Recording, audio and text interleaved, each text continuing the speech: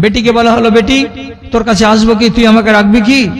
তো বেটি বলছে, বাবা পৃথিবীতে কোন বাপ আছে যে বেটির বাড়িতে থাকে? আমি কি জন্য নিব, লোকে কি বলবে আমাকে, আর তোমাকে কি বলবে, আমার বাড়ি আসিও না বাবা।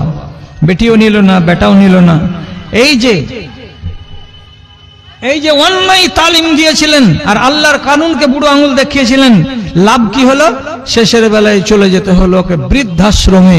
বৃদ্ধাশ্রম বুঝেন? বুড়াতি কালে কেউ নেই তো, বা বেটারা বাড়িতে রাখে না, ওইরকম আশ্রম তৈরি করা আছে, আপনাকে ওখানে রেখে দিবে। আরো 30, 40, 50টা বুড়া আছে, টাইমে টাইমে খানা পাবে, টাইমে টাইমে তাদেরকে গোসল করাবে, তাদের পিসাব পায়খানার জন্য তাদের সহযোগিতা করার জন্য আয়া আছে, তাদেরকে খেতে দিবে, ঘুমাবার ব্যবস্থা দেবে, জামা দেবে, কাপড় দিবে, সব পরিষ্কার করে দেবে, মাসে মাসে আপনার নামে বিল পাঠিয়ে দেবে, বিলগুলো বেটারা আদায় করে দেবে। ঠিক এইভাবে বেটা দুইটা, একটা বেটি কোটি কোটি টাকার মালিক নিজে, এবং ছেলেরা ছেলেদের কাছে আশ্রয় পেল না, বৃদ্ধাশ্রমে আশ্রয় পেল। বছর দেড়েকের মাথায় মারা গেল। খবর হলো আমেরিকারটাকেও, আর ইউরোপের, আর অস্ট্রেলিয়ারটাকেও।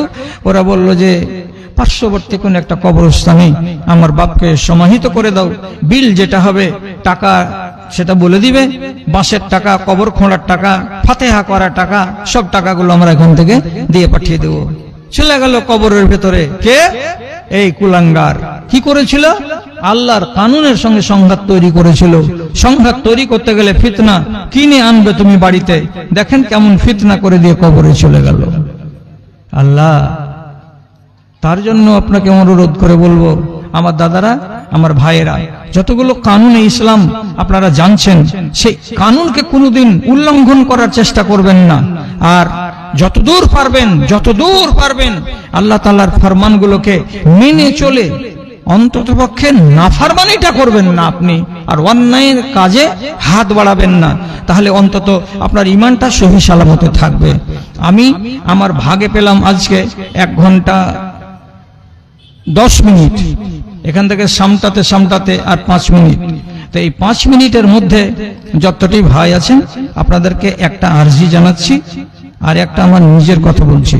আরজিটা হলো এই, আপনারা অনেক টাকা পয়সা দিয়েছেন, আর দেখতে পেলেন 13-14টা ছেলে ফারিগ হলো, তো হিফজের মাদ্রাসাটাকে আপনি একটু ভালোবাসুন বেশে। এখন আমি আপনার কাছে ছোট করে আবদার করছি, 20 থেকে শুরু করুন, 50, 100, 200, 500 যেটা পারবেন, খালি হাজিরাটা দেন আমার হাতখানে। আপনার 20টা টাকা আমি পেতে চাইছি কমপক্ষে। আর একটা কথা বলবো, আর একটা কথা হলো এই, সাহাবীদের জীবনী যদি পড়েন খুব জ্ঞান পাবেন।